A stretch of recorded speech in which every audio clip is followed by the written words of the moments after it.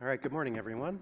Dave Arscott, I'm your incoming president and program chair. It's my pleasure to introduce our plenary speaker to kick things off. But before we hear details about the Delaware River Basin from that speaker this morning, I'd like to take a moment to specifically acknowledge that this land in the Delaware Basin is sacred to the Lenape peoples and offer appreciation for all life within these watersheds. The Lenape call their homeland Lenapehoking. We should respect and honor the Lenape as the original human inhabitants and caretakers of this land. We acknowledge how their stewardship was disrupted by disease and colonization, and I hope we can continue to repair this injustice and foster watershed stewardship and restoration and nurture our relationship with the Lenape peoples.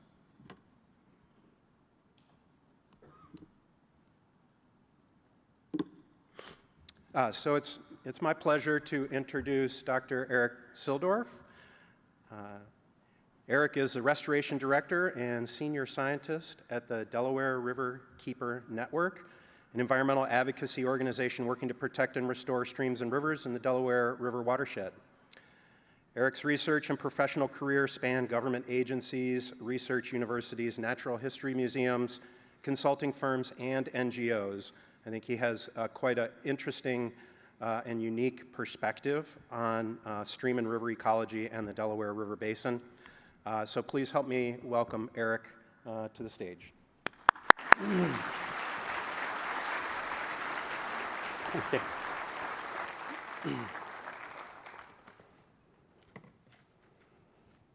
Thank you, Dave. Thank you to everybody for showing up here. It's quite an honor to be able to stand in front of you and share some of my thoughts about the Delaware River.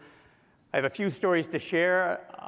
2 screens. This is going to be a little bit challenging because I might try to point at some things, so my apologies if I'm pointing to the wrong screen for you. But let's dive right in and talk about the template upon which these stories happen. The Delaware River watershed, of course, is up here in the mid-Atlantic or northeastern United States. It starts in 2 highland areas, the Catskill Mountains of New York, the Pocono Mountains, or the Pocono Plateau of Pennsylvania. Both of that is primarily sandstone. The river cuts across that sandstone and then, interesting for our story, gets wedged between the first ridge of the Ridge and Valley, the Kittatinny Ridge, and then flows along that for about 60 kilometers before it breaks through at the Delaware Water Gap, cuts across the Piedmont, and then hits the coastal plain where we have a long estuary, and I'm going to spend a fair amount of time talking about the estuary.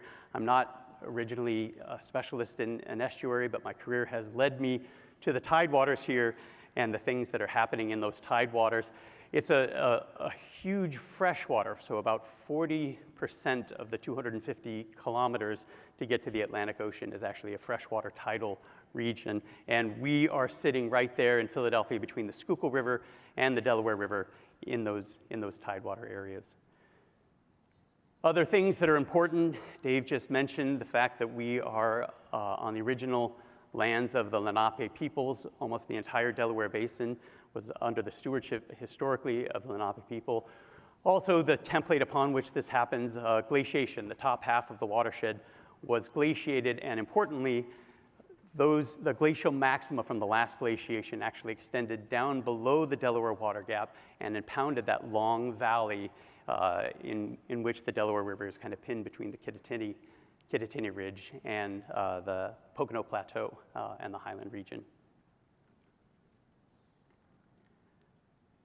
Unfortunately, for me and for particularly the Schuylkill River, but the Delaware generally, I'm going to have to talk about coal. The big, bad, dark black stuff. But it's something that I wasn't familiar with until I started working in certain parts of the Delaware River watershed. But it actually is a very important part of the history of the Delaware watershed. It's said, and I haven't verified this, that up to 75% of the anthracite coal, the hard coal reserves in the world, were located here in eastern Pennsylvania, a critical part of the Industrial Revolution in the United States. And so we are going to talk a little bit about the geology of coal and its impact on our aquatic life in the system. And then, of course, there is the human footprint, and there is the population centers around Philadelphia down to Wilmington, part of the whole megalopolis up to Trenton. So most of the freshwater tidal river is urbanized. We also have urban centers along the Schuylkill River in Reading, Pennsylvania, and then along the Lehigh River, Allentown and Bethlehem are sitting there. One of the fortunate things for the Delaware River, and part of the reason the quality is so good and the ecology is so interesting and lovely, is that despite the fact that the entire watershed was deforested at one point in time, very, very little old growth forest out here in the eastern United States, those headwater areas in the Poconos and the Catskills have largely been reforested, and that has led to a lot of benefits for the ecology of the system. I'm not going to talk much about the second largest tributary in the Delaware River, the Lehigh River. It drains the Pocono Plateau. It touches on that coal, so its story partly has a coal footprint as well, and is heavily industrialized in that Allentown, Bethlehem area. I am going to talk about the Schuylkill River, our largest tributary to the Delaware River. It is tidal here in Philadelphia for a little short distance of 14 kilometers, and the anthracite headwaters are a big part of the story here in the Delaware watershed. And again, like I mentioned, the tidal river is actually something that I was unfamiliar with until I had the opportunity to work in it. But it's a really pretty amazing and somewhat unique tidal estuary. It's a high energy system. So unlike the Chesapeake Bay or some other estuaries, it's more akin to the San Francisco Bay. We have 3-meter tides at the head of tide in Trenton, New Jersey, about 215 kilometers above the capes of Cape Henlopen and Cape May at the Atlantic Ocean. So 3-meter tidal range leads to relatively complete mixing. It is an exaggeration to say that the river is completely mixed, top to bottom, bank to bank, but we generally don't see stratification in the system. It is a high enough energy system that we have very good mixing, and we don't have stratification in the system. So this is the area in which we work and upon which these stories occur. So today I want to focus on 2 historical stories. The Delaware River and our claim to fame as the largest undammed river east of the Mississippi. There are some folks that I've worked with who say that it might be among the largest rivers in the United States, at least the contiguous United States, that actually have access to oceanic waters and to the open ocean. I want to talk about what that means to have that open access and what it also doesn't mean. I then want to talk about the Schuylkill River Project. This is a project that happened back in the 1940s and has largely been forgotten, but it's really quite an extraordinary story talking about applied science and restoring our rivers and bringing back aquatic life to these systems. And then finally, I want to end by coming back here to Philadelphia, talking about the freshwater tidal river, the impacts that we've seen, and the restoration that we're still fighting for that hasn't yet happened, despite an abundance of science for many decades, that's something that is attainable. So with that, let me get started. I also want to begin with an acknowledgement. I've been very fortunate to work with a host of wonderful scientists, of wonderful advocates, people that are motivated to protect and restore these ecosystems throughout my career working here in the Delaware River watershed. I've tried to capture many of those people here on this list, but of course I'm sure I've missed some people. But I think some of those folks are in the room. A lot of the folks aren't in the room that are out there still in the trenches, fighting hard, studying these river systems. So let me start first with that acknowledgement. The Delaware River, the longest undammed river east of the Mississippi River. This is something that all of us who work here in the Delaware watershed like to tout. We pull that out like before we say anything. We slap that on the table and like, woohoo, aren't we wonderful? And indeed, it is a wonderful thing. The story, and this is what I want to go into, that the story is not by intention was this river undammed. There were many attempts to put dams on the river, and there are even a few caveats about whether it's dammed. But it's a fascinating story. And it's led to some important parts of the aquatic life thriving in this ecosystem. The river is open for migration all the way 530 kilometers up to where the east and west branch of the Delaware River meet in Hancock, New York. And then there are areas of the Delaware watershed, a single thread that you can follow up into the headwaters. I don't know if you can see that. The font probably is too small. But in particular, the Beaverkill in the Catskills and the Willowweemock in the Catskills, over 600 kilometers, you can go into the headwaters and still be unimpeded in your journey to the Atlantic Ocean, and things like American eels take advantage of that. And if you snorkel in one of the ponds or lakes or in the rivers up there, they are actually still teeming with American eels in those areas. The caveats are that there have been a number of wing dams, partial dams that come out from one bank and from the other bank, and where there's a gap left in the middle. 2 of those still exist on the Delaware River. And then the biggest caveat, as much as we like to say, oh, isn't this wonderful that we are a free-flowing river, is that, like everywhere, there are dams almost everywhere else in the Delaware watershed. This is a Nature Conservancy map of priority areas for fish passage, which just shows how dense those dams are on almost all of our tributaries. All of our major tributaries, the Schuylkill River, the Lehigh River. There are efforts to try to remove that history of dams in our watershed, but despite the fact that we are a free-flowing main stem river, unfortunately, we have all of the negative effects from those dams, from historic mill dams, hydropower dams, flood control, and water supply. I'm going to draw heavily on a story that was first told by a colleague of mine, a fellow who, unfortunately, as we heard today, who also passed too early, a fellow named Dick Albert. He was an engineer and a historian. He worked at the Delaware River Basin Commission before I worked there for 10 years. He spent much of his career there, and after working in government service, like me, he went over to the nonprofit world and worked at the Delaware Riverkeeper Network, partly looking at ecological or kind of more of an engineering restoration of streams, but also working as an advocate for the Delaware River. And one of the things that Dick is noted for is writing this book, Damming the Delaware, first published in 1987 with a second edition in 2005. And if anybody is interested in learning more about water, anything about water in the Delaware River Basin, this is the book to look at. Despite the fact the subtitle is about Tox Island Dam, Dick goes all the way back into the 1700s, 1800s to explore all of the nuances of how people have fought over water in the Delaware Basin. It's an extraordinary book. Dick was an extraordinary man, and I'm happy to have said I got to know Dick and work with Dick a little bit. So this story of not damming the Delaware River starts all the way back in the 1700s. And a key part of this story is that anytime you stand on the bank of the Delaware River and look across to the other bank, you're always looking at another state.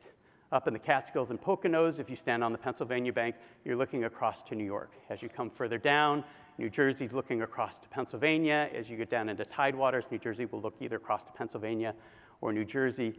And so because of that, there have always been fights about damming and how to dam the Delaware River, and partly these interstate treaties, the first of which, 1783, became important for over 100 years in preventing dams on the Delaware River. This treaty between Pennsylvania and New Jersey was first written to delineate which of the islands in the river belonged to Pennsylvania and which belonged to New Jersey, but largely to protect the lumbering industry, right? Those folks who were cutting timber the upper part of the watersheds and floating it down to market. To protect those folks, they also said that no dams could be built on the main stem Delaware River without rescinding this treaty between Pennsylvania and New Jersey. And it was a powerful enough treaty that it was challenged. 1815 and 1852, it went all the way to the US Supreme Court, and the US Supreme Court upheld that treaty as, yes, the law of the land.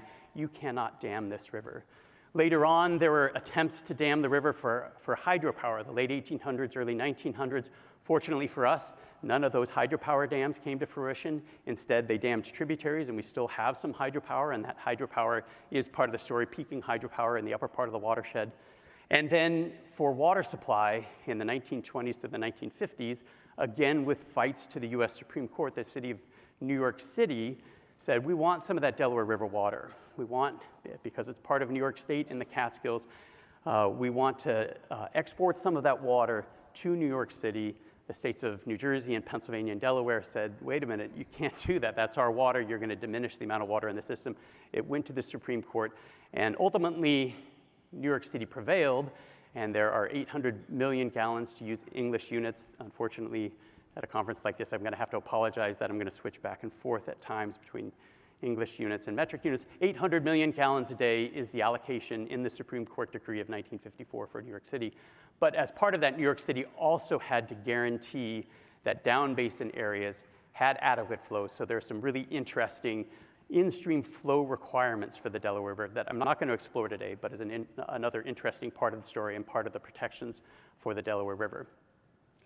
But again, like the hydropower, and again, like the treaty to protect lumbering operations and transport of that lumber, even with water supply concerns in the early part of the last century, no one was able to put a dam across the Delaware River. And so we survived another 50 years with no dams.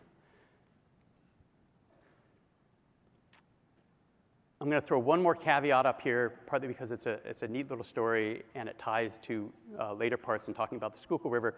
The one substantive dam on the Delaware River was built in the 1820s by the Delaware and Hudson Canal Company in order to get some of that anthracite coal to the New York City markets. So floated down the Lackawaxen River to the Pennsylvania-New York border, built a dam on the main stem Delaware River, not terribly high dam, 5 meters long, and it was originally used to get canal boats across and then was used later as a feeder canal.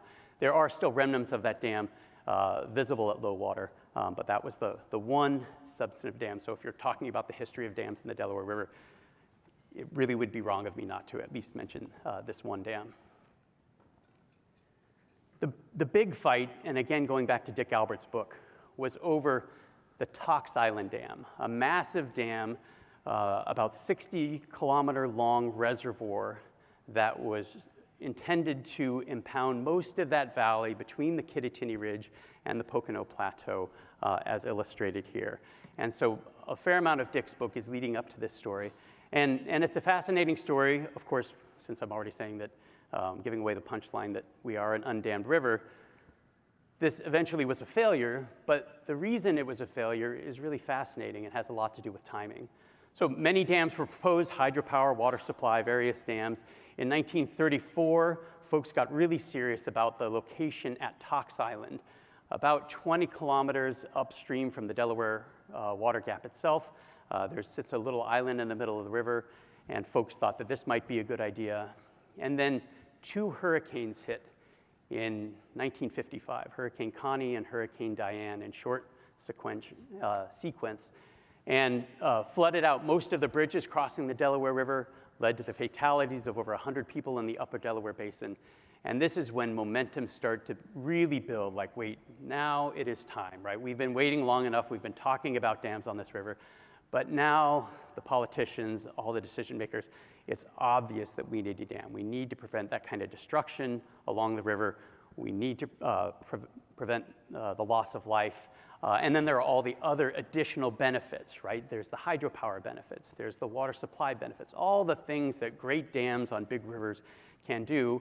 And so in 1957, just 2 short years after those floods, the Army Corps of Engineers proposed a dam.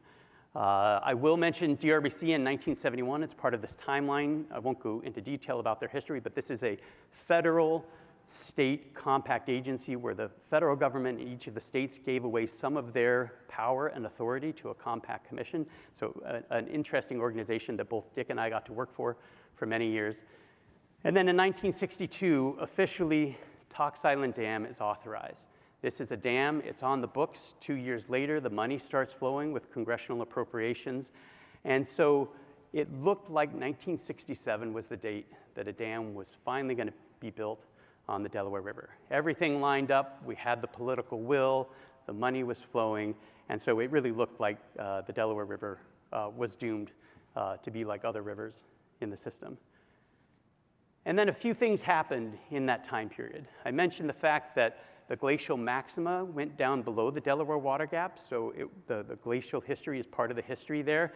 People started to question the location at Tox Island Dam, that there were up to 100 to 150 feet of glacial sediments, and some of those sediments were lake bed sediments that were particularly unstable, so the original ideas for building a kind of a steep, high dam there all of a sudden didn't look so good, and some of the outside experts said, hey, wait a minute, like this, there's a really good chance that this dam is going to fail. If we even get a small earthquake, like some of the 4-point-something earthquakes that we've seen recently out here on the East Coast, we could get liquefaction in those lake sediment layers. So let's slow things down. But more importantly, there was the Vietnam War, right? So money stopped flowing to this project as the United States got more and more deeply involved in the quagmire and the huge losses of life, the huge federal expenditures. Money started to dry up, and that 1967 date started to slow down. Oh, we're going to give you minimal funding. We're going to cut your funding by half, cut it again. Everybody knows that feeling of cutting your proposal in half. And so because of that, all of a sudden, the 1967 date, nothing is happening by 1967. 1970 comes around, and good old Tricky Dick, our great president, Richard Nixon, unlike he didn't sign the Clean Water Act, he did sign on January 1st, 1970, the National Environmental Policy Act. And with that, any federal project now needs an environmental review. You couldn't just have the boosters talking about all the benefits from hydropower and water supply and flood control. Now you have to look at the downsides to these big federal projects. And that was important. If they had kept to the original timeline, if they had built the dam in 1967, all of those environmental concerns would have been swept under the rug. There was a big groundswell of environmental concerns from people living in that area.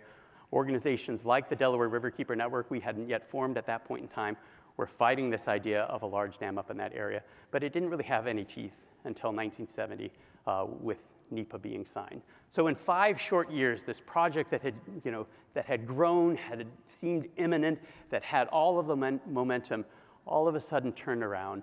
And in 1975, the commissioners, the governors of the Delaware River Basin Commission, by a 3-to-1 vote, said, no, we're backing away from this. When we look at those environmental impacts, they are substantial, they are far-reaching, and we no longer want to endorse that. And then the nail in the coffin for damming the Delaware was 3 years later, when both the upper Delaware, the New York-Pennsylvania border, and what we call the middle Delaware, that portion pinned there between the Kittatinny Mountain and the Pocono Plateau, were included in the Wild and Scenic Rivers Act, and were included in that designation. It doesn't forever preclude dams being built. Wild and Scenic still allows that, but it makes it extremely difficult. And so in 1978, we essentially closed the book on the idea of building a dam on the main stem Delaware River. This, of course, has led to myriad benefits for our river. Of course, the first is migratory fish. We now have American shad, and we'll talk a little bit about the collapse of the American shad, but we now have American shad that are spawning all the way up on the east branch of the Delaware River, up in the Catskill Mountains, right? So again, over 500 kilometers from the ocean, American shad are getting up there and spawning. Are also native top predator in this system. Striped bass was the only really big major predator that was present in the Delaware River watershed. Historically, you can still see striped bass, meter-and-a-half long striped bass. If you snorkel at the Narrowsburg Pool or at the Milanville Pool, you can still see these huge fish prowling those areas, feeding in part on the young American shad that are growing in the river system. And then my favorite is the American eel, the slippery, slimy eels that, again, more than 600 kilometers up from the Atlantic Ocean, you can see in high densities in the headwaters of certain portions of the Delaware River Basin. So fantastic that we have migratory fish. Our dominant freshwater mussel in the system is the eastern elliptio, which has a high preference for American eels as their fish host, and so we have incredible densities of eastern elliptio, up to 1 million per mile of the Delaware River for the upper Delaware, the New York-Pennsylvania border, the middle Delaware, and going all the way down to the Lehigh River confluence. A collapse at the Lehigh River confluence, that's related to that historical legacy of pollution in the Lehigh River, another interesting story. But we still have the benefits from not damming the Delaware River. The eels are there, the freshwater mussels are there, and then a whole host of additional benefits. We have, using the language of the Wild and Scenic Rivers Act, outstandingly remarkable water quality. So it's a funny set of adverbs there. Outstandingly remarkable water quality, low nutrients, partly because of the reforestation of the Catskills and the Poconos. Reference quality invertebrates, native crayfish like the spiny-cheeked crayfish, We think that that's actually related to the fact that we have American eels as a native predator, so it's hard for invasive crayfish to get a foothold here in the mainstem Delaware River. Other tributaries that don't have migratory fish, the invasive crayfish have started to take over. And then wonderful primary producers, including my favorite, Podostemum ceratophyllum. I think a lot of people have encountered this plant in eastern North America.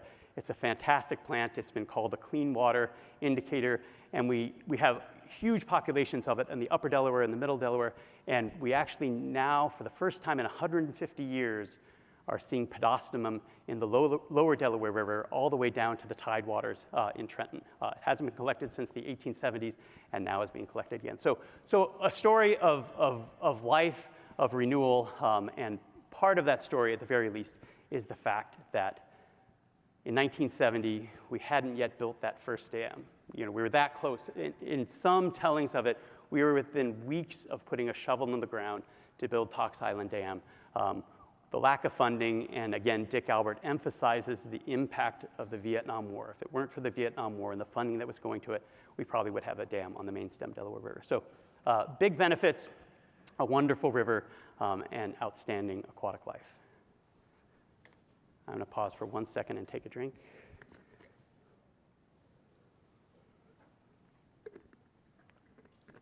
The second story I want to talk about in the history of the Delaware River and the Delaware Basin is not so happy. It's the story of the Schuylkill River Project. There is life and rebirth here, but there also is about 200 years of abuse and hard living for the Schuylkill River. So let's dive into that. Like the book about damming the Delaware River, I actually worked with a colleague, a woman named Cherry Town, who in 2012, getting ahead of myself, I'm a little bit nervous, in 2012, published a book about the story of the restoration of the Schuylkill River and the Schuylkill River Project. I have this web link. Cherry gives a more full explanation of this project and a lot more of the nitty-gritty details. And so if you care to see this story in its greater detail, there's an opportunity to read the book, which you can download for free actually at our website, DelawareRiverkeeper.org, or you can watch Cherry's presentation about this from 2016. Pretty extraordinary story.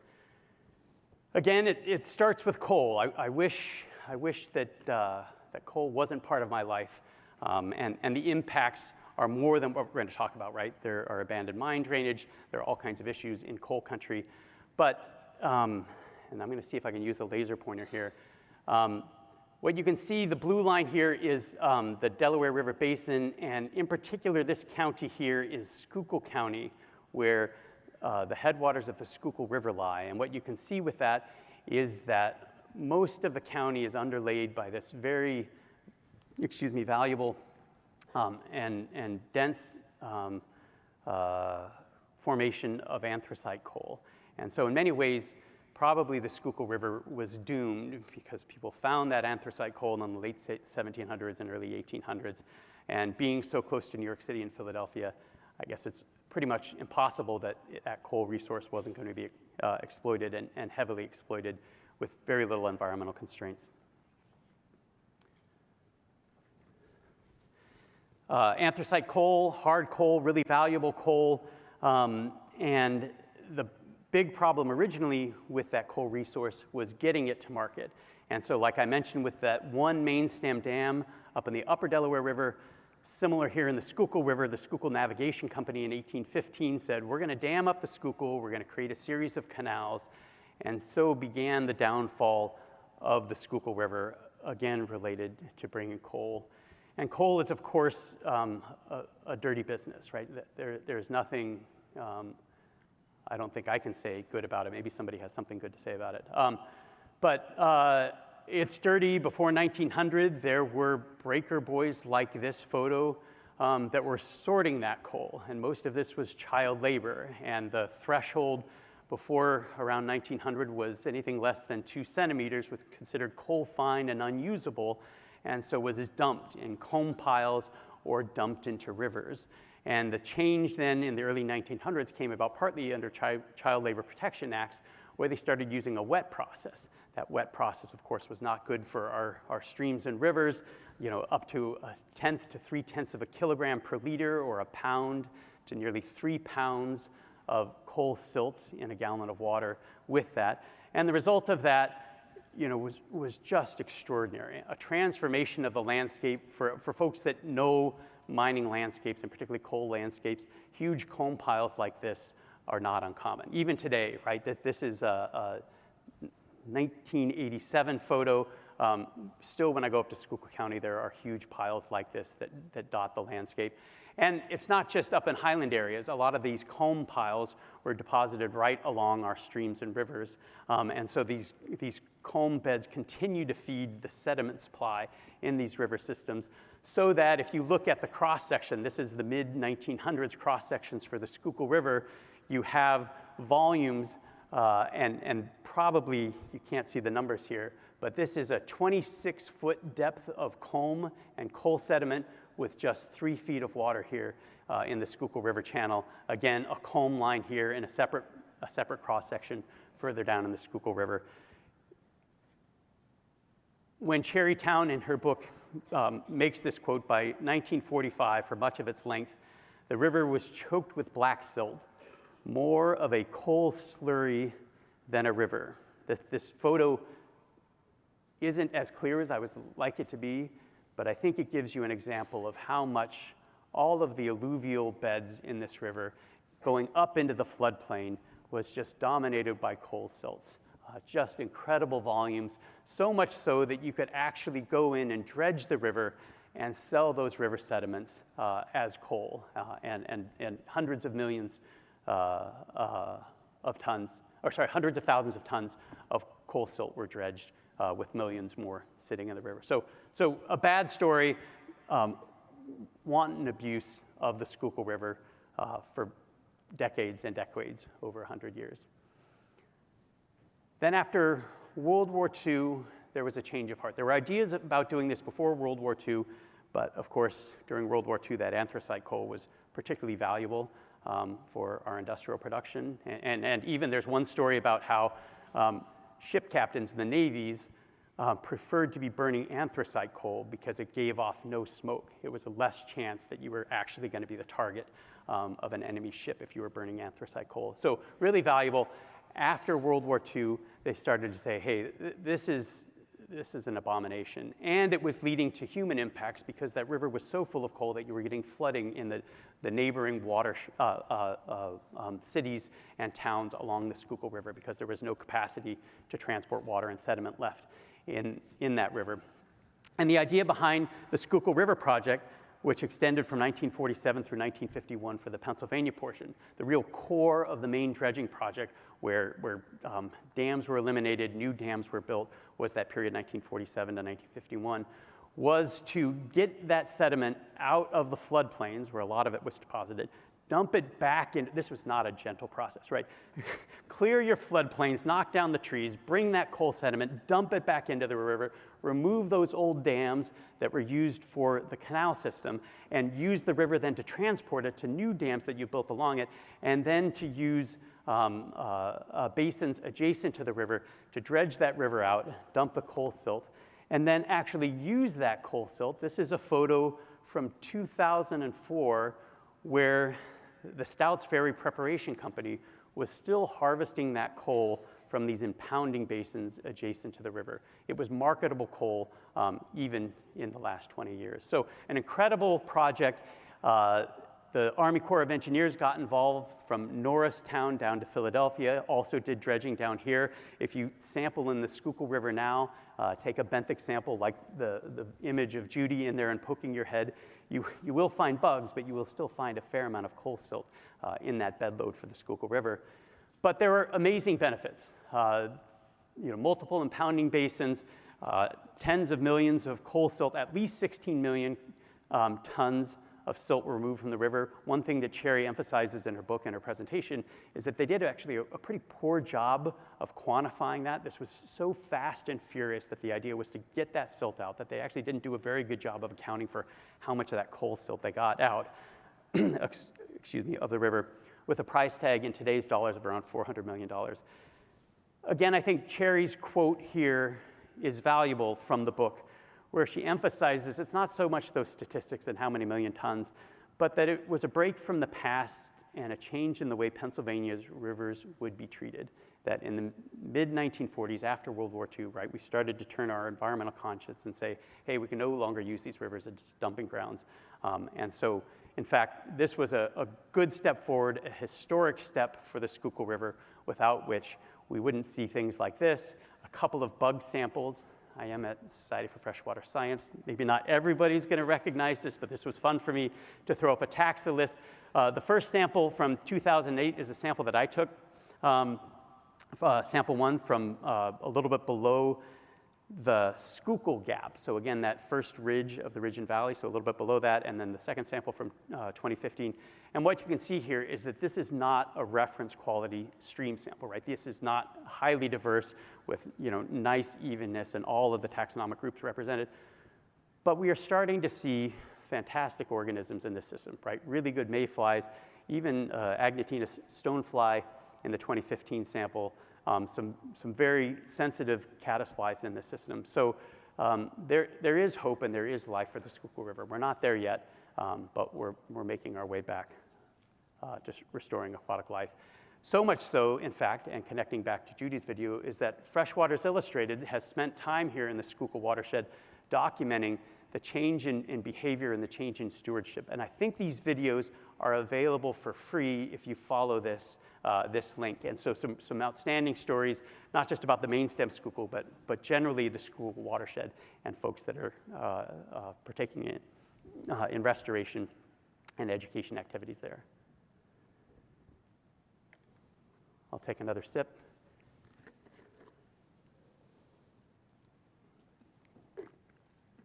And then dive into a story that I've had the pleasure and the frustration of dealing with, which is the restoration of aquatic life here in the tidal freshwater river system of the Delaware River. I mentioned American shad early on. These are truly an iconic species around here. In the mid-1800s, American shad were so important that the Pennsylvania Fish Commission, now the Pennsylvania Fish and Boat Commission, was explicitly created to try to protect and restore the shad populations in the Delaware and the Susquehanna River. So, right, even back in the 1800s, this was recognized as an important species. Of course, we didn't do a very good job at protecting this species over harvesting, so that by the early 1900s, the population wasn't in great shape. But the part of the story that I want to focus on here is that by the late 1940s, again, after World War II, right, when we were wantonly dumping our waste, into the 1950s, these are data from the last standing commercial fishery on the non-tidal Delaware River. These fisheries, including here in Fishtown, existed up and down the river, and people would fight for the location for their shad fishery on the Delaware River. The Lewis family, including Steve Meserve, has still maintained this fishery for over 100 years. But throughout the 1950s, when they would take their boat out and do a sweep of the Delaware River about 25 kilometers above the head of tide in New Hope, Lambertville area of New Jersey, they would get zero shad. And it wasn't just that every now and then they would get zero shad. Sometimes for a whole year, there would be no shad that were able to migrate back up into the Delaware River. The fishery was literally gone and extinct. And the reasons for that actually come back down here to the tidal Delaware River and the ability of these fish to migrate up and down through the polluted block around Philadelphia. And what we're fortunate is that with the farsightedness of the U.S. Geological Survey, state organizations, Delaware River Basin Commission to fund this, they actually installed continuous water quality stations on the Delaware River at multiple stations in the estuary and at the head of tide back in the 1960s, so that we can look at data like this. This is from the Ben Franklin Bridge, a short 17 blocks. If you walk due east of our location right now, you can stand on the Ben Franklin Bridge. It's actually a great place if you want to see the river. There's a beautiful walkway, and you get way above the river and can see it. So if anybody just wants to walk or wants to run a hill other than the rocky steps at Fairmount at the Art Museum. A great place to go. You can stand on the river. These are the kind of data that we had available. And this is representative not just of the 1960s and what water quality looked like in a typical year in the 1960s under the Ben Franklin Bridge. From spot measurements, we have observations that water quality was this bad back into the 1950s, again after World War II, 1940s, 1950s, 1960s, 3 decades of absolute anoxia in the Delaware River around Philadelphia, with signs of hypoxia from Philadelphia Water Department or City of Philadelphia samples going back as early as 1912 and 1940 with some detailed surveys on the river. And what you see here is that spring was not so bad. So when those shad were aggregating in the estuary in March and April, there actually still was oxygen in the river. But in late spring, in late May or June, just about every year, oxygen would crash, and it would crash to zero. This is both a maximum, a 24-hour average, and a minimum as the 3 lines in this graph. And every day of the summer, the median dissolved oxygen was typically 0, right? And again, this is a well-mixed estuary. This is top to bottom. This is not just a bottom sample. Top to bottom, 0. Bank to bank, New Jersey to Pennsylvania side, 0 oxygen, day after day. And again, it's not just summer. We're talking June, July, August, September, October. Sometimes the anoxia would extend into November, and it wouldn't bounce back up until after Thanksgiving, right? This was truly a dead estuary, and for American shad in particular, it meant there was no possibility of out-migrating to the ocean. There's a story from Mike Kaufman, Pennsylvania Fish and Boat Commission. He talks about seeing a few shad in the early 1980s during one of the bad years where they would actually try to migrate down along the New Jersey bank in the 1980s because there was a little bit of oxygen on that side. But every year he would witness fish kills as they tried to make that migration. So really abysmal conditions. And here is a map of what that looks like in terms of the hypoxia. It was about a third of the length of the estuary. Again, 215-kilometer long estuary, and about a third of that length was affected by hypoxia or severe hypoxia / anoxia in the system. And again, that problem of dumping raw waste into the system extends all the way back to 1912 with hypoxia documented by the City of Philadelphia in 1912 and 1914. Of course, this is a story that is a little bit old and is well told, right? We dumped too many waste into our rivers and streams. What we needed was wastewater treatment to restore that. There was a computer model built by the U.S. Public Health Service and then implemented by the Delaware River Basin Commission in the 1960s. And it said that there were 2 main sources of the drag on oxygen here, right? This is not a stratified system where eutrophication led to huge algal blooms that would fall to depth and lead to hypoxia at depth. This was a straight BOD story, right? And predominantly 3/5 of that was coming from carbonaceous BOD, with 2/5 of it coming from nitrogenous BOD, primarily ammonia coming end of pipe out of industrial and municipal sources. So in 1967, that new state federal compact agency, DRBC, set water quality standards for the Delaware River at a whopping 3.5 milligrams per liter dissolved oxygen. In retrospect, right, if you're at 0 and you have 5 to 6 months of anoxia, 3.5 looks pretty darn good.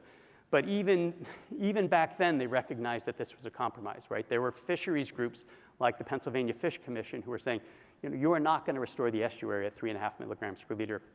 And so they set the use as not maintenance and propagation, but simply maintenance. This 1/3 of the estuary was not going to be suitable for nursery habitat for fish and other aquatic life. It was just going to be suitable for adult fish or for migrating fish to pass through that. So still ambitious, and one of the things I need to mention is that bottom line, and I'm going to call your attention to it. It affects, when we drink our coffee and head to the bathroom afterwards, is that end of pipe requirements for ammonia that are still in place now are 35 milligrams per liter.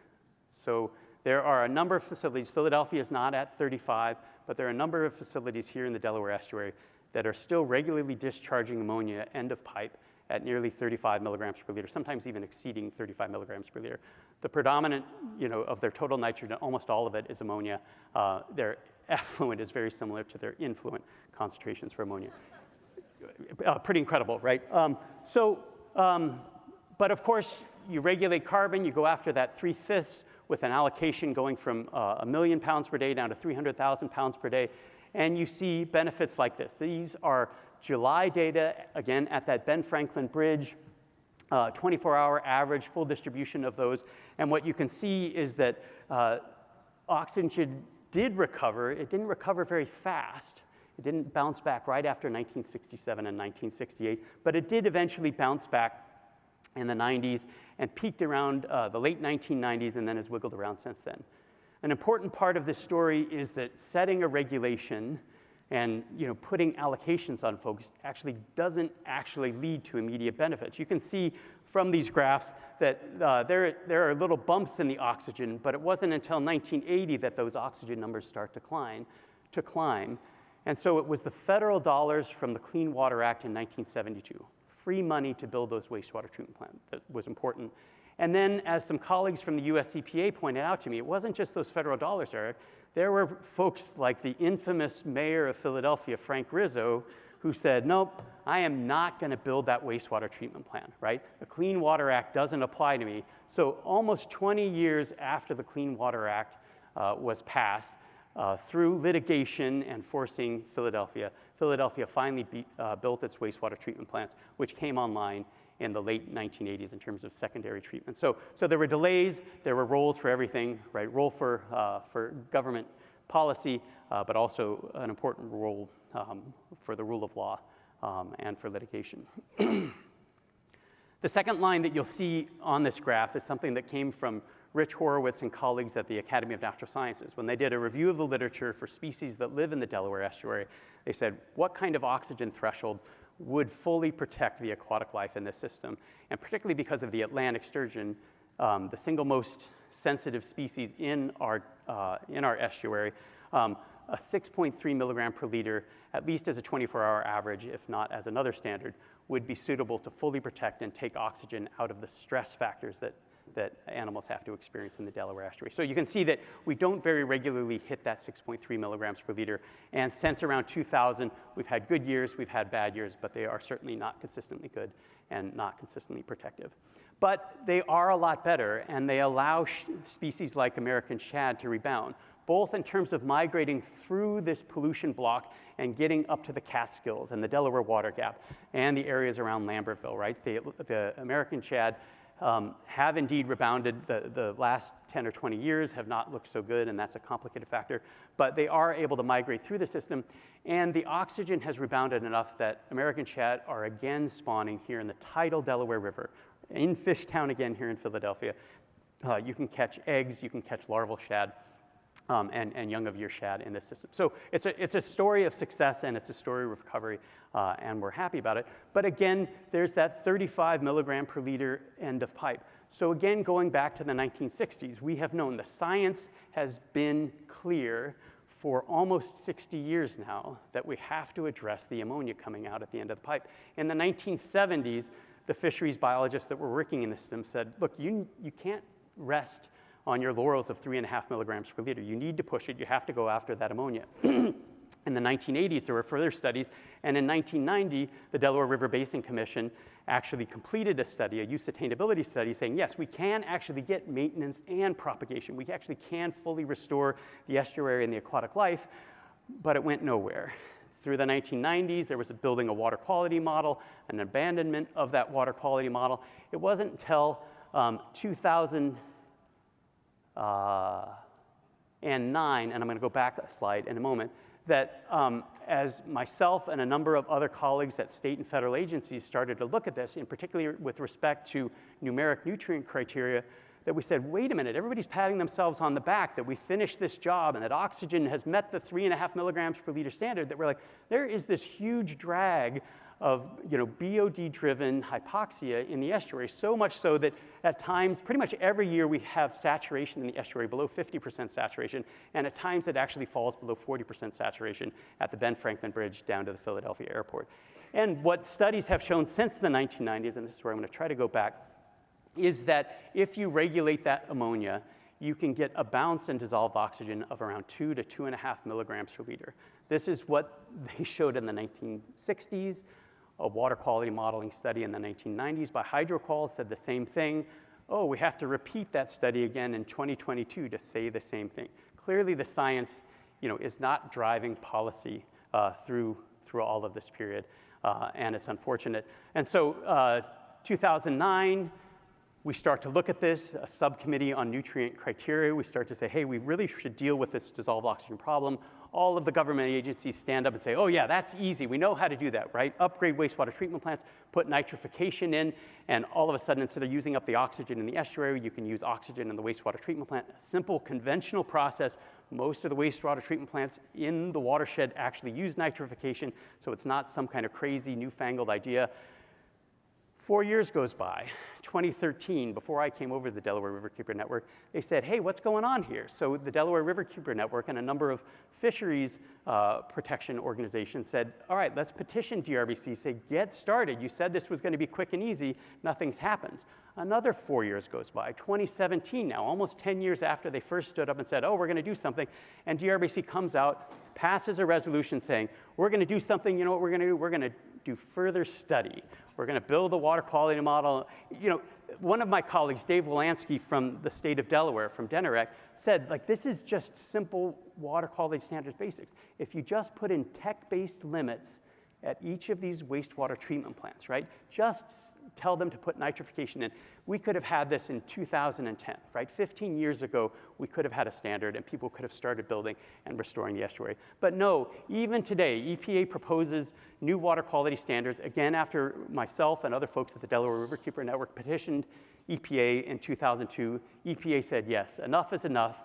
It is time to finally deal with that ammonia in the system. Takes 1 year to propose new dissolved oxygen standards.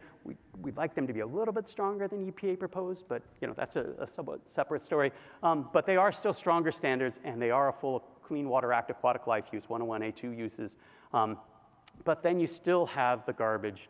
The city of Philadelphia Water Department comes out with a statement like this, that PWD concludes that hypoxia was not an important stressor in the period with the best available scientific data. Right? So it's just garbage, right? It was garbage in the 1960s, it was garbage in the 80s and the 90s, and the same trope is still peddled to the point that 2 days before the comment period closed from EPA, the city of Philadelphia sent a big push to all of their residents who were on their email list saying, your water bill is going to go up by $300 a year if you don't start raising your voice and telling EPA that there is no point in doing this. There's no ecological benefit to restoring oxygen in the Delaware estuary. So it's unfortunate. The science is clear. I am running out of time, so I'll go through these last couple of slides. This is a catch per unit effort of young Atlantic sturgeon, again, our most sensitive species, relative to the number of days with suitable oxygen, that 6.3 milligram per liter that the Academy of Natural Sciences highlighted. Historically, Atlantic sturgeon were crazy abundant in this system. 75% of the caviar industry in North America was based here in the Delaware River. Now we are down to less than 250 spawning adults in the annual spawning run, so many orders of magnitude decline. The key thing that has happened, and the reason why we think there is hope, is that in 2012, Atlantic sturgeon were put on the federal endangered species list, right? Now, no longer can you make excuses. Now, no longer can you say, oh, we've got other priorities, right? Now, we have a species whose at least population is on the brink of extirpation here in the Delaware River. And so we think that now, finally, nearly 60 years later, we can start the full restoration of dissolved oxygen here in the Delaware River. It's been a long fight. Again, science hasn't been always the thing in play, but we expect US EPA to finally promulgate and finalize those new uses for the Delaware estuary, full Clean Water Act 101A2 uses. There are problems still with CSOs, like many folks, and that's something we have to deal with. But in terms of the aquatic life use and the dissolved oxygen standards, we may get there finally this year in 2024. So there's hope. There's hope for Atlantic sturgeon that we'll see that. But it brings to mind, a few kind of key messages that tie together these stories that, one thing I think I expected as a young scientist when I came into some of these agency meetings, closed-door meetings with the big decision makers, I really thought science was going to be the driving force, right? They would turn to the scientists and say, look, what is the story here? What's actually happening with this system? And what you realize after working in these systems is that science is a key part. And good science can lead to good policy. But it's not necessary. It's not necessarily automatic, and it may take many, many years, many decades even. And so this is the point of patience. And I think about Bobby Pekarsky back in 2008 in Salt Lake City NABS when she gave her speech. She talked about the ecology of place and the benefits of working in a system for the long haul and all of the discoveries that you make working in that system for so long. I think the same applies from my perspective of advocating for a single system over the long haul, right? It's clear that we needed to address the ammonia issues in the Delaware River all the way back to the 1960s, but it doesn't happen. And if people move on, if they start focusing on another issue, these things are quickly forgotten, and folks are happy to benefit from not spending that money on cleaning up our rivers and streams. And so it's the dogged approach. I can thank my fellow folks. Maya Van Rossum is the Delaware Riverkeeper, Tracy Carluccio, Cherry Town, all of my fellow colleagues at the Delaware Riverkeeper Network, right? With that patience, with that persistence, working for the long haul in a system, we can see benefits. And the funny thing about my stories is that my stories are kind of simple, right? You stop a dam, right? You deal with engineering solutions. You dredge a river. You put in simple nitrification, it's unbelievable. We still might be 10 years before any of these wastewater treatment plants actually put in those nitrification, right? These are simple solutions.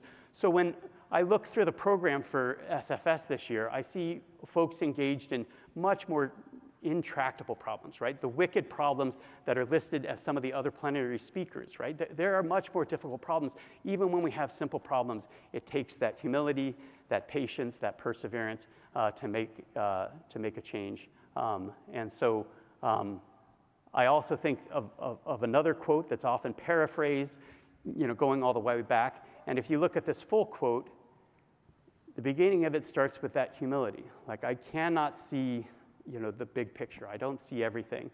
But there is a hope and a belief for us working in freshwater science that it will bend towards justice, right? One of the issues is environmental justice. And hopefully, as we address that issue more completely, it will bend towards environmental justice, social justice, and ecosystem justice. But sometimes it's hard to see that. Sometimes it takes getting in an airplane or a spaceship to see that long arc of history, right? To really have the perspective. And so one of the things I think I see in the program and the question of connection and connecting among all of us is that there is perspective and there is hope. We certainly face many more challenges, much more difficult than implementing nitrification at Philadelphia and Camden and Wilmington. But I guess there is hope that long arc of history will bend towards good things, even in the face of global threats like climate change. So with that, thank you very much for the time. Welcome to the Delaware River.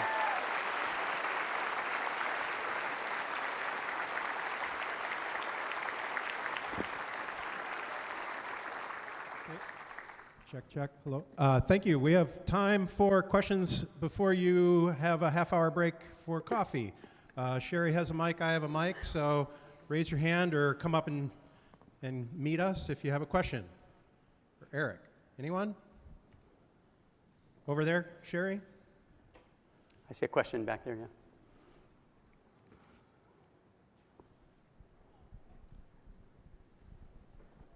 Hi, Erik. Thanks for your talk. I've noticed in time working for federal and local governments that sometimes the only way to move governments is to sue them. Can you comment on how effective, sitting at the table and playing nice, community petitions, that kind of thing, versus litigation has affected your work? Yeah, absolutely. I think that's a really good question.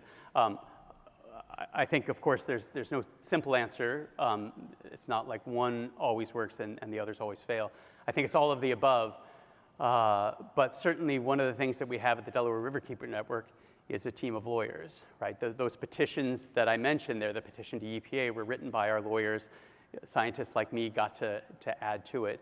But I think it's absolutely critical, and there often are back-channel communications with these agencies that people on the inside are frustrated. They know what the right thing to do. And even, like you mentioned, the municipal, even talking to the folks that work at these wastewater treatment plants, right? They know what they can do. They know they can do nitrification. And some of these people have been working at them for 30, 40, 50 years. They've seen the transformation of the Delaware estuary, and they know they can do better, right? But it takes a requirement, right? It takes a new water quality standard, and sometimes to get to that water quality standard, yeah, you have to say we are not following the law. So I think for many years I was more inclined to sit at the table and try to, be an advocate with partner agencies.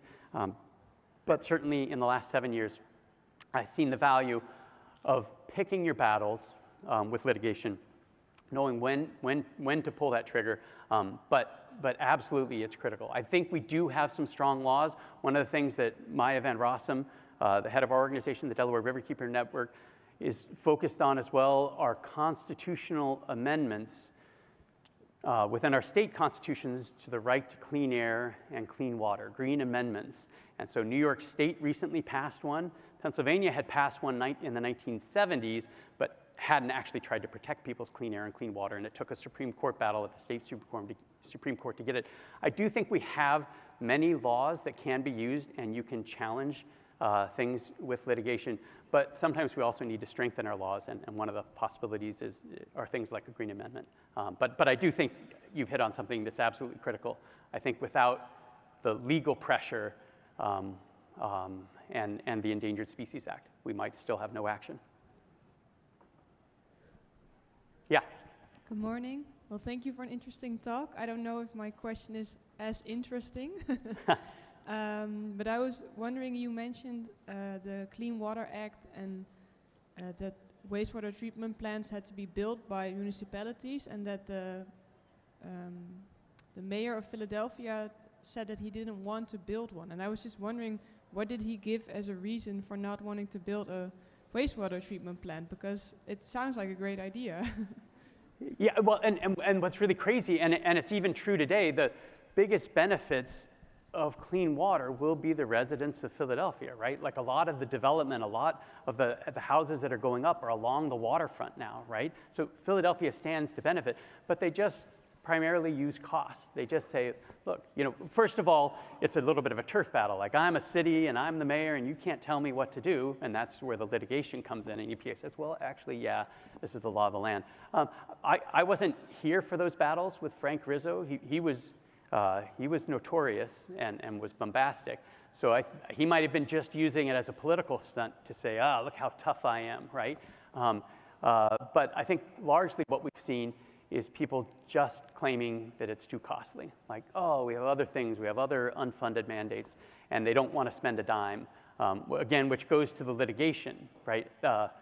We've even had some back-channel conversations with some high-ranking people in the city of Philadelphia that are like, look, this isn't a really big cost. We know this is coming. We know that we're going to have to do this, right? This isn't nutrient removal, right? The city of New York City had to spend something like $3 to $5 billion to upgrade its wastewater treatment plants on the East River that were flowing up towards Long Island Sound, right? Real money. We're talking about putting in nitrification. But it's amazing that even with a conventional technology like nitrification, they'll still pull that out. They'll be like, this is too expensive, right? We can't afford this. And right now in the United States, there's so much money flowing around right now with all these infrastructure acts that there's plenty of money around for something that is within reach. So I think it often is just fighting back, and fighting back on every front. And if you're a municipality, you just try to say no to everything, and then you only implement the ones that you're forced to implement. So that's my understanding. I wasn't there for that, but that's my expectation. Okay, time for one more question. Yeah, thanks, Erik. That was, thanks. Very inspiring stories. 3 excellent stories. I was very impressed with that. I want to stick with the same theme, though, about the ability of Philadelphia to avoid upgrading its sewage treatment plants, because since the 70s, everyone else has been required. And has EPA given like waivers for that? I know like up at Yeah. Portsmouth, New Hampshire was primary treatment up until a few years ago, and they got waivers every year.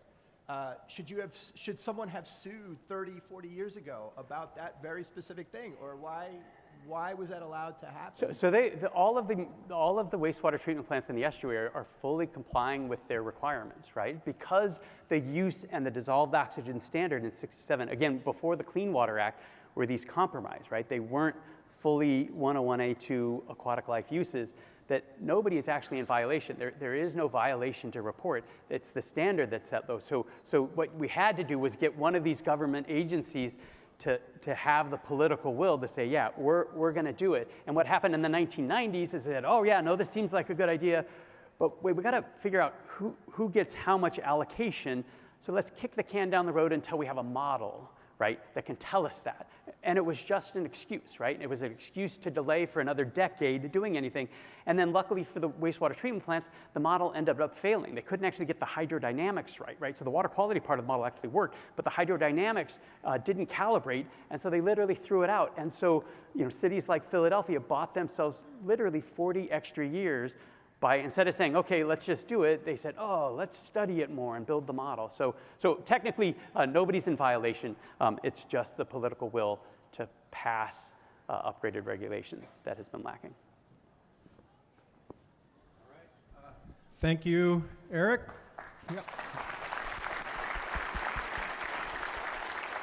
And if you still have questions, Erik will be around during the break. We'll start the rest of the concurrent sessions at 10:30.